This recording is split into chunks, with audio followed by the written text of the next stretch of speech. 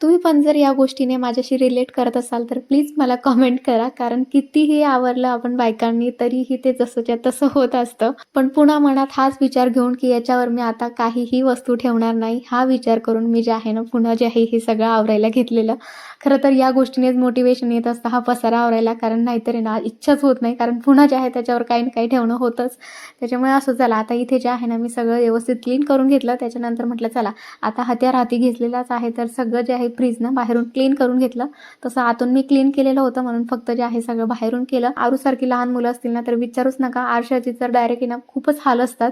त्याच्यामुळे म्हटलं चला आज त्याच्यावर सुद्धा जे आहे थोडी दया करून द्यावं म्हणून त्याला सुद्धा क्लीन करून घेतलं. आता आरसा क्लीन करण्याचं आहे ना छोटंसं तुम्हाला एक सिक्रेट सांगते. आपण ज्या वेळेस पण आरसा पुसायला घेतो कॉलिनने किंवा पाण्याने त्याला आहे ना असा पेपरने पुसायचा. आरसा जो आहे ना आणखी छान असं चकाकतो. बघा किती छान असं चकाकायला लागला की नाही. चला मुलाच्या शाळेचा टायमिंग झालेला होता म्हणून त्याला घेण्यासाठी निघाले आणि साहेबांना जे आहे ना